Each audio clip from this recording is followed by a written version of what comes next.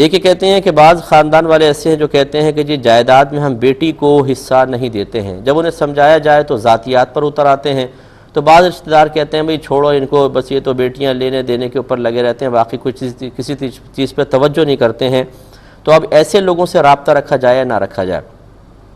دیکھیں، پہلی بات تو یاد رکھیں کہ بیٹیوں کو وراثت سے محروم کرنا حرام اور گناہ کبیرہ ہے۔ یہ کسی کے والد صاحب کو اجازت نہیں ہے کہ وہ یہ کہیں کہ جی میں حصہ نہیں دیتا ہوں۔ آپ کون ہوتے ہیں حصہ روکنے والے؟ اللہ تبارک و تعالیٰ نے بیٹیوں کا حصہ قرآن میں مقرر کیا ہے۔ لِلذَّكَرِ مِثْلُ حَظِّ الْأُنثَيَيْنِ، اللہ تعالیٰ فرماتا ہے کہ لڑکے کے لیے 2 لڑکیوں کے برابر حصہ ہے۔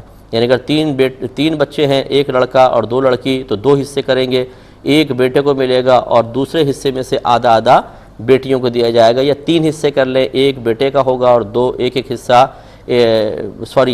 اگر 4 حصے کریں گے، 2 حصے لڑکے کے اور 1 حصہ بیٹی کا، یعنی لڑکیوں کو لڑکے کا نصف ملتا ہے۔ لیکن شریعت نے باقاعدہ مقرر کیا، یہ ذوی الفروض میں سے ہیں بیٹیاں، کہ ان کو تو حصہ دینا ہی ہوگا۔ اب جو کہتا ہے کہ ہم نہیں دیں گے، یہ آخرت کے لیے تیار رہے، اتنا شدید عذاب ہوگا کہ یہ اس کو برداشت نہیں کر سکتے ہیں، کیونکہ میرے آقا صلی اللہ علیہ وسلم نے ارشاد فرمایا جو کسی وارث کو اس کی وراثت سے محروم کرے تو اللہ تبارک و تعالیٰ اس کو جنت کی وراثت سے محروم کرے گا۔ ہمارے ہاں بہت ہی غلط تقسیمیں ہیں، جہاں زمینوں کا مسئلہ آ جائے، جہاں پیسہ آ جائے، جہاں پراپرٹی آ جائے، وہاں پہ اولاد بھی اچھی لگنے لگتی ہے، وہاں پر یہ کہ بیٹوں کو فوقیت ہوتی ہے، بیٹیوں کو پیچھے کر دیا جاتا ہے۔ اور میں نے پہلے بھی مسئلہ بتایا کہ حالت زندگی میں آپ جو کچھ تقسیم کریں گے، اس میں صحیح مسئلہ یہ ہے، مفتبی مسئلہ یہ ہے، افضل قول یہ ہے کہ بیٹا بیٹی بالکل برابر ہوتے ہیں۔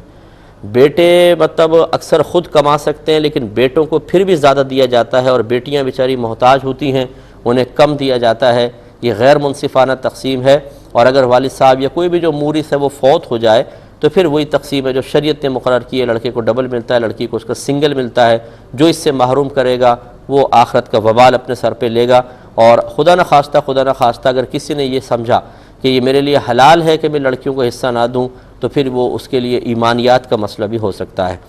یہ کہتی ہیں ایک شخص ہے، وہ پاکٹ سائز ایک قرآن مجید اپنی جیب میں رکھتا ہے، اکثر باوضو رہتا ہے، تو کہیں دکانوں وغیرہ میں بیٹھتا ہے تو قرآن نکال کر تلاوت شروع کر دیتا ہے، تو کبھی بے وضو بھی ہو سکتا ہے، تو کیا حکم شرع ہوگا؟ دیکھیں اس طریقے سے جیب میں قرآن